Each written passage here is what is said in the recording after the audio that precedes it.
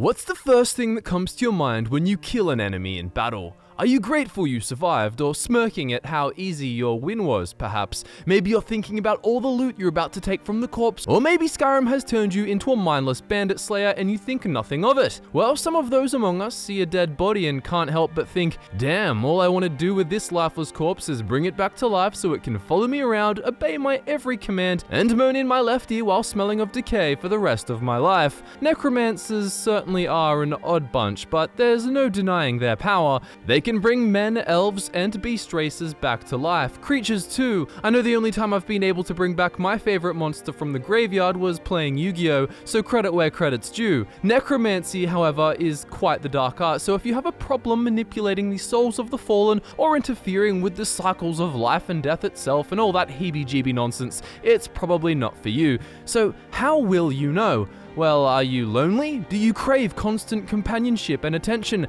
How about a companion that will be eternally faithful, never question your decisions or complain? Well, if you said yes to any of the above or just want to be prepared early for Halloween this year, then necromancy is 100% for you. If you do decide to go down this taboo path and you manage to master the art of necromancy, you're going to end up with a powerful spell, Dead Thrall. Not the most creative name, Bethesda, but 10 points for accuracy. Like the name suggests, and like all of necromancy, the Dead Thrall spell takes someone dead and makes them your slave. Who would have thought? What stands out about the Dead Thrall spell is that it makes your humanoid target last forever, and when they're defeated, their bodies won't turn to ash, meaning you can just resurrect them with the same spell over and over again. What's better than a Dead Thrall, you may ask? How about 2 of them? Yes, 2 zombified death dealers at your behest. With the right perks, you can roam the province as the leader of a deadly threesome armed to the teeth with so much gear and dangerous magic that no one would want to be anywhere near you. But who will you choose? Decisions.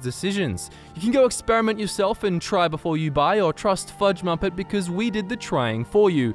Who is the strongest Dead Thrall? Welcome, ladies and gentlemen, to FudgeMuppet. My name is Michael, and today I'm going to explore this very question. The first thing you shouldn't do when picking the perfect undead companion is judge a book by its cover or decide solely based on what your friends think. So it's a lot like picking a real-life companion. I say this because if you Google who the best Dead Thralls are, you get a variety of answers and tons of them are not super accurate. Also, if you do judge a book by its cover, or in this case, judge a thrall by its stats, you may find yourself disappointed. Thralls in Skyrim don't always act like their living counterparts, and stats aren't everything. AI movement and aggression are actually huge things to consider. Some Dead Thralls have terrible movement when you resurrect them, thriving on flat ground but getting stuck on a single rock. Mages sometimes prioritize different spell choices to when you first fought them. Some warriors might change their aggression levels or have really weird battle strategies, such as blocking 70% of the time. You'll also need to think about what kind of person you are. So if you've been playing a mage who deals heaps of area damage with spells or shoots bound arrows around rapidly, you might not want melee-based thralls who get in your way all the time. Alternatively, if you're the shy type and like to hang back and support your companions with spells from afar, or you're just fragile and want thralls to draw enemy damage and attention, basically acting as smelly meat shields, then you may favor some tankier or melee-focused types. However, at the end of our testing, it seems that there do tend to be some standout winners that you'd seriously consider using either way. We tested with vanilla perks, of course, unlocking all the conjuration ones and turning off any mods that could sway the outcome. We used a variety of difficulties and tested in a round-robin style, discarding the worst ones and then taking the best ones through a ridiculous number of scenarios, indoors and outdoors, using them in different pairs on their own and even making them fight each other. One-on-one testing was useful, but we still kept in mind that sometimes it's a bit like Pokemon, where water beats fire, fire beats grass, but then grass beats water. It's very important to note that targets above level 40 cannot be reanimated unless you have the Necromage perk and you're a vampire, which takes it up to level 50. You want enemies with level caps, as level scaling can kick in after a thrall dies and put them up to a new level that you can't resurrect. Importantly, you can also change your thrall's gear. Armor cannot be changed, as thralls just won't equip it no matter what you do, but you can take the armor they come with from their corpse, smith it up and enchant it, put it on them and bring them back as a thrall. They'll run around with you naked, but that joy is temporary because when you move to a new cell, basically go through a new loading screen, they'll equip it again, which is what you want. With enchanting, not all enchantments work. Skill-based enchantments seem kind of faulty. Fortify one-handed, for example, doesn't actually increase their damage. Anyways, your main options are things like Fortify health, magic, or stamina, or the resistance enchantments like Fire, Frost, Magic, and Shock. Keep in mind that this enchanted gear does interfere with the Dark Souls perk, so you need to weigh up if it's worth them losing the 100 health points. If you're a master enchanter, it's usually worth it. New melee weapons and shields can certainly be given to warriors or other characters who will use melee in addition to magic or archery. Many mages will use a shield too, and warriors can also use staves. That said, giving a warrior a staff does make their AI less aggressive, weakening what they're best at, so I don't really recommend it. And of course, you'll want to smith up and enchant weapons and shields too. Originally, I was just gonna make the video about the thralls as they come, but that's not really useful as anyone playing with dead thralls seriously will upgrade them if given the opportunity. I do, however, understand that not everyone is an enchanting or smithing character, so I've tested enhanced and unenhanced and kept it in mind with how I present the final results. Now let's talk about our findings. So some of the first dead thralls we tested were just cool characters that came to mind. Characters like Ulfric Stormcloak and the Champion of Boethia. None of these came out anywhere near the top, although Ulfric is cool because he shouts. He'll also go past level 40 anyway and end up off limits for most players. The Champion of Boethia also levels to 51, putting it out of reach of permanent use even if you are a vampire with Necromage. People also like Dremora. There's the Dremora Marcanaz, which is level 36, however if you try a Dremora Valkanaz, it says they're too powerful to bring back to life. Some people have reported using them with a glitch that turns a Marcanaz into a Valkanaz, but then report after they die they can't bring them back, even as a vampire with Necromage. Either way, through testing, we found that the Dremora are solid at killing, a good melee option and fun to have at your side as they mow down enemies. However, they kept dying where our other, more enhanced thralls easily won. It doesn't help that the Daedric armor they wear is a special type unique to them, so you can't take it from their corpse and enchant and smith it and give it back, whereas with other thralls like Bandit Chiefs, you can. I've actually seen a video online of a two-handed Dremora smashing a two-handed Bandit Chief thrall, but when I tested the Bandit Chief with a shield and a one-handed weapon, it smashes the Dremora. I've found shield thralls to be the best in general if their perks are geared towards it. It just makes a huge difference. So who else did we test? Well, Encarno is loved by many online and he even keeps some of his dialogue. Unfortunately, he goes up to level 50 eventually. He's got powerful destruction and restoration spells and can even summon a Frost Atronach. He's versatile, on paper at least. In my experience, he doesn't actually use the huge variety of spells and isn't as aggressive as other thralls. He's just a bit slow. For example, I prefer Sild the Warlock over Encarno as he just spams tons of area damage fireballs rapidly and really wears enemies down. Encarno gets outclassed by the better mages we'll talk about. We also tested a lot of non-named enemies who are just plain strong and generic. It would be a huge mistake not to, as people tend to just focus on names of characters they remember. But what if the Bandit Chief I mentioned ends up stronger than all of these cool named NPCs? So another enemy we tested was the Master Conjurer. Ironically, they're strong but don't really conjure much. They seem to just act like elemental destruction mages, and I had many battles where nothing was conjured at all. Then of course there's the Forsworn. These are good options to use if you're just out and about and don't really know what you want. Forsworn Ravagers come in at level 34 with 447 health and can be a shaman, an archer, or a warrior. They have natural Breton magic resistance but also possess the magic resistance perk on top. The archer has 2 ranks of this and can also switch to melee, which it's actually pretty good at due to having some melee perks. If you want an archer, it's definitely not a bad way to go, and apart from that, I'd prefer the warrior Ravager over the shaman one, as they love dual wielding with perks to match. The Forsworn Briarheart is statistically better than the Ravager, and sometimes it acts it, but it often surprised us with terrible AI.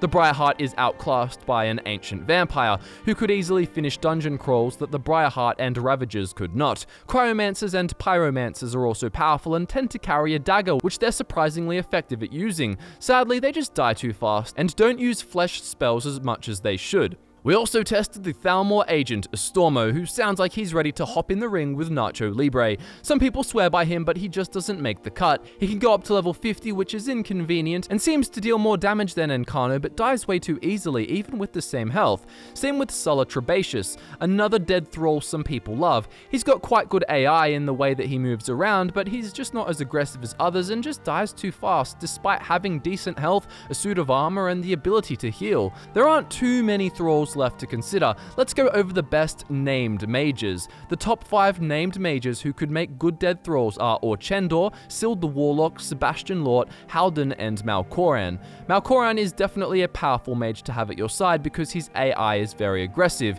He's got 500 health, 460 magicka, and can cast a wide variety of strong spells. He'll use wards and healing for defensive moments, and he's also a Breton, which gives him magic resistance. He sends out Icy Spear and Ice Storm at the same time, using a mix of high damage projectiles and area damage to really stop enemies in their tracks. He's a good option, however, there's one problem that prevents me from using him. When defeated, Malkoran spawns one of those corrupted shade enemies from Meridia's quest, which you battle him in.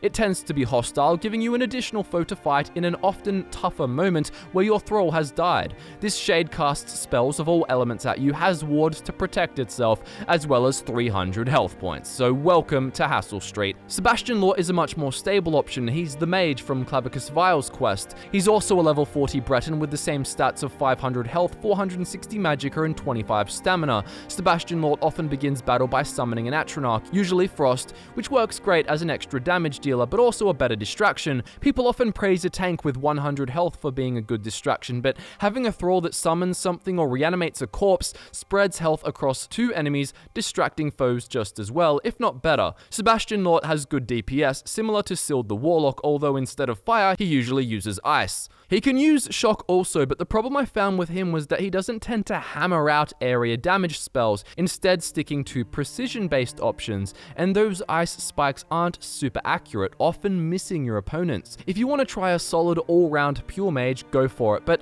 I'd still recommend Sild the Warlock and Orchendor instead. But before we talk about those, let's talk about Halden. Halden is that boss you battle in the Rise in the East quest. If you're an enchanting and smithing character, you may prefer him because he's a mage in armor. You can buff up his gear and make him more powerful, but as he has 500 health, 410 magicka, and 50 stamina. He's a red guard, so he won't have the magic resistance of the last 2 Bretons, but you can always put resist fire, shock, and frost on his armor. Unlike the last 2, he's not a very aggressive fighter and tends to be more passive. When I console commanded him in, he was very aggressive and one of the best movers I've seen amongst all dead thralls. Unfortunately, when I got him legitimately to test the difference, his AI was much worse. His pathing is still good, but he's just not that aggressive and even ended up fleeing a few times, which was really weird. I had such a mixed experience with his performance that I just have to say he's unreliable. Something cool I found was that he actually used melee weapons. I gifted him a great sword and it caused him to change between magic and melee quite frequently,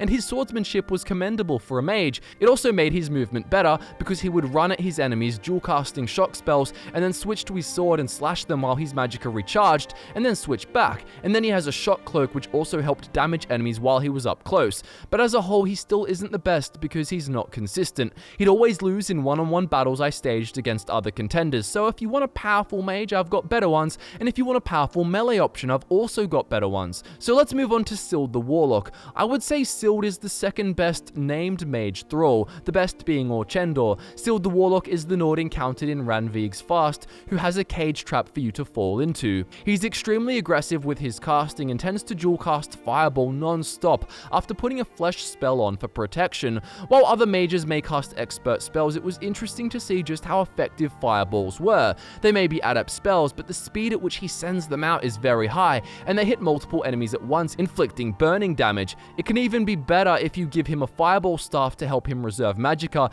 and to send out singular fireballs from each hand slot. He's got 500 health and 410 magicka. His playstyle makes him perfect for addressing hordes of enemies, and fire ends up even better than you'd expect, considering heaps of things in Skyrim are resistant to frost, which is what other mage thralls use all the time. But look, it's time to talk about the best pure mage of them all. You knew he was coming, the infamous teleporting dead thrall, Orchendor. But do be warned, Orchendor is not the best dead thrall in all of Skyrim, like many players believe. Orchendor is obtained after killing him in the Periite quest. Compared to those other pure mages, his magicka is about the same, but his health is almost 40% higher, and he has over 200 stamina for what that's worth. He's a Bosma, but smashes Breton magic resistance out of the park with 100% magic resistance, including resistance to shouts, because why not? He can unleash Incinerate, Icy Spear, and Thunderbolt. He can protect himself with Flesh spells and Greater Ward, and he can heal himself with Grand Healing. He also has a Vile Vapor ability, causing him to spit poison, which wears down foes further. Then of course he has Teleportation. This makes him very temporarily invincible while the purple magic is visible, but he doesn't actually teleport around the place. Instead, he teleports a very short range, basically the same spot he was in. It just more or less helps him stay alive and confuses enemies, which makes him a hassle to fight. He's moderately aggressive, although in rare circumstances, if enemies get too close, he will start dual-wielding the Novice Frost spell Frostbite, which is super weak and can be a problem, but most of the time he's dealing solid damage, and his high health bar, flesh spells, and healing capacity make him a real nuisance to take down. He also has a dagger and is classed as a spell sword, but I didn't see him use it ever. Overall, Orchendor is a fantastic Thrall to use and one of the best in the game. I'd definitely say that he belongs in your Thrall party if you want a mage who won't get in your way, as opposed to a melee fighter. If you want to include a melee fighter, he's still solid as the second member of your Thrall party. I'd also like to take a moment to deal with the idea of using Chief Yamaz as a Thrall. Yamaz is obtained from the Malakath quest, and you'll be able to bring him back to life so long as he stays within your reach. That is, if you don't let the giant yeet him into outer space. Yamaz has just over 1200 points of health. He has a full set of Orcish armor, a shield, and an axe. You can take his shield and axe and make them smithed up enchanted Daedric weapons, and you can enhance his Orcish armor too. Overall, you can just enhance him to make him very, very tough, so why isn't Yamaz the best? Well, he's moderately aggressive, but other melee thralls, such as Crevasse Skinner, are hyper-aggressive. He spends way too much time blocking, yet still staggers often when hit. He also has weird movement, often running into walls or getting stuck. If you do want a super tank who will distract enemies, then fine, go for it. But he was defeated in one-on-one combat by Crev, the Bandit Chief, many of the mages, and by an ancient vampire. He takes ages to defeat enemies, and it honestly seems like a good offense is the best defense when it comes to thralls. I'd rather dead enemies than distracted enemies. Remember, enchantments like Fortify one-handed don't work, so you can't increase his damage, you can only make him even harder to kill, and yet he ends up dying in battles that other thralls don't, simply because he can't kill enemies as fast, so battles go for longer. I prefer the top mages we've discussed so far over Yamaz. So let's actually dive into some of these high DPS melee options who, in our testing, turn out better choices than even Orchendor. Orchendor may last longer than some of them in really tough moments, however that doesn't mean he's better. It's time for Crev the Skinner to take the spotlight. I found this video on YouTube by a channel called Ray Miles, which showed how Crev the Skinner performed better than Orchendor. It really intrigued me, so I tested it myself. What I found out was amazing. Crev the Skinner is potentially the most powerful dead thrall in the game in terms of dishing out damage fast. Crev the Skinner has insanely aggressive AI, insanely aggressive. Capping out at level 28, Crev comes in with 497 health and 258 stamina. Crev is the leader of the Silver Hand who you fight in the Companions plotline, and the race and gender are randomly chosen, as are the weapon and armor, but it's nothing you wouldn't expect from a Bandit Chief. Wait a minute, what if Crev is a Bandit Chief? Yep, after heaps of testing, I found out that a Bandit Chief at the level of Marauder also comes in at level 28, has 497 health, 258 stamina, and seems to fight just as aggressively. Just like Crev, it performs best with a shield and a one-handed weapon. I tested Crev versus Bandit Chiefs multiple times, and they performed identically. Honestly, the AI is just so good. They constantly shield bash at the perfect times, and just mow down enemies with power attacks. Again, you must ensure they are a shield and one-handed character, as they just don't slay as well with things like greatswords. With a Daedric weapon and shield and no enchantments, they defeat Orchendor super fast if they get up close. If you go all out and enchant a Dragonbone weapon with absorb health and absorb stamina so they have a way to get health back, the Bandit Chiefs are super overpowered. Bandit Chiefs may not be as tanky as others, but really they don't have to be because they just kill so fast. Plus, you can smith up and and enchant their armor. If they do die, it's not that hard to bring them back anyway. You are a necromancer after all. Also, consider supporting them with healing, so you can use Crevasse Skinner if you'd like, but what's great about Bandit Chiefs is that you can wait until you find one with the armor that you want. Also, there's no issue getting 2 Bandit Chiefs, as they're an unnamed generic enemy. You should go Daedric Shield and Dragonbone War Axe, smithing and enchanting both. Using either Crevasse Skinner or a Bandit Chief, I went through multiple dungeon runs and they just cleaned through foes. The only problem was that sometimes they die a bit fast, but that was helped a ton after I smithed up the armor, enchanted it, and gave good weapon enchantments like Absorb Health. The only other Thrall I found which could compete with an axe and shield wielding Bandit Chief is actually the Ancient Vampire I've mentioned. At level 38, the Ancient Vampire is excellent, and often did the best out of all the Thralls at clearing multiple locations.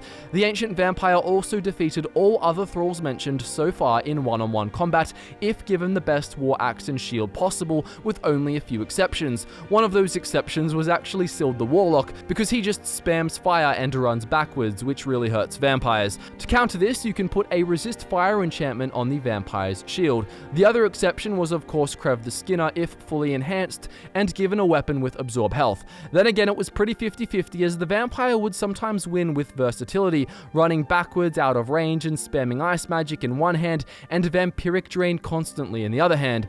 You see, if you're not an enchanting character, then the Ancient Vampire could easily be the best option for you, because aside from it being just plain powerful, it has a natural inbuilt way of getting health back. The Ancient Vampire is tough, and unlike other mages, it won't stay back and play it safe, as the vampiric drain spell forces it to run in and get amongst the action, but still maintain distance from melee strikers. Then if it wants to, which is often enough, it will just switch to the best shield and axe you've given it and tear things up. So if you want some more versatility, the best combination in the game seems to be using a Bandit Chief or Crev with an Ancient Vampire. Often Crev dies where the vampire wins against groups of enemies though, which we discovered by testing in multiple scenarios. The vampire's AI is very good, and they do have multiple perks for melee combat, so they're prepared to use melee when called for. The Ancient Vampire has 583 health, 348 magicka, and 224 stamina, wears vampire armor which you can enhance, and has specialization in frost spells. They also have the typical vampire resistances, weaknesses, and buffs,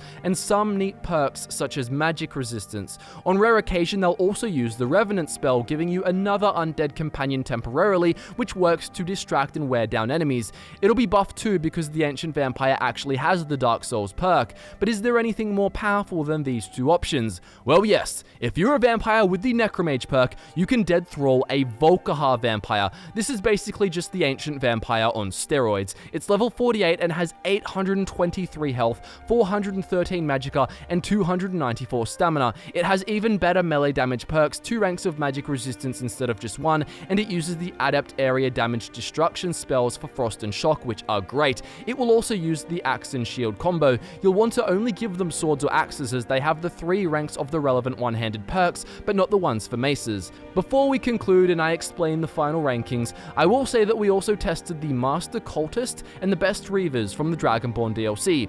Reaver Lords / Marauders seem similar to a Bandit Chief, but with slightly less optimized stats and solid aggression, but still not as good as the Bandit Chief. The Bandit Chief just has a way of timing bashes perfectly, interrupting enemy power attacks and streaming together all kinds of directional power attacks of their own. Some Reavers function like a battle mage, wearing armor, using a weapon, and having magic such as flesh spells. Master Cultists have 767 health, 3 ranks of magic resistance, 383 magicka, and have strong destruction, alteration, conjuration, and restoration spells. Some specialize in destruction, while others are summoners and can conjure a seeker to help you. This makes them a powerful mage choice, but they don't seem as good as their stats make out, as they just don't tend to dual cast quickly and dish out lots of damage, meaning they're not as pesky as Orchendor, but not as aggressively high DPS as Sild or others. In a nutshell, here are the winners. If you're not an enchanting or smithing character but still give good weapons and shields you find to thralls, the Volkihar Vampire is the best, then the Ancient Vampire wins silver, and then a Bandit Chief or Crevasse Skinner comes in third, but only if they use a shield and one-handed. They're about the same ranking as Orchendor. However, if you're optimized, which you should be, and you enhance everything possible, then the Volkihar Vampire is still the best if you have the right setup to resurrect it, of course. But if not, then it ends up that fully buffed Crev tends to tie with the fully buffed Ancient Vampire. Consider if you want a melee death machine or something more versatile. I guess the clear answer then is the Volkihar Vampire, the best dead Thrall in Skyrim, if you can get it. And then it's either a one-handed and block Bandit Chief or an Ancient Vampire, depending on what you want to use. 2 Bandit Chiefs, 2 Vampires, or one of each tend to be an amazing combination. Again, if you want, you can use one of them with Orchendor, but if you've got top crafting capability, they'll usually end up better choices than him, in our opinion. It really depends what you want. Ranking beyond these 4 with precision gets difficult, but if I had to give my personal preferences, I'd say I prefer Sild for his constant fire, then Sebastian Lort, then enhanced Howden, and then an enhanced Yamaz, then Malkoran due to his pesky shade. Turns out that generic unnamed NPCs were the best. So that concludes a video we actually started making about 2 years ago. We just never got back to finishing the research until now. Reanimating the Fallen to fight alongside you in battle is just so cool, and a feature easily taken for granted in Skyrim. I can remember after finishing the Mages Guild in Oblivion, you got the Staff of Worms, and it was a big deal that you could bring the dead back to life. Anyways, I'd love to hear who your favorite dead Thrall is and what experiences you've had testing out the ones we talked about. Sometimes you just have that really good experience with one particular Thrall, and they just click as a follower. Let me know. As always, social media links can be found in the description below if you're interested. My name is Michael, and I look forward to nerding out with you again very soon.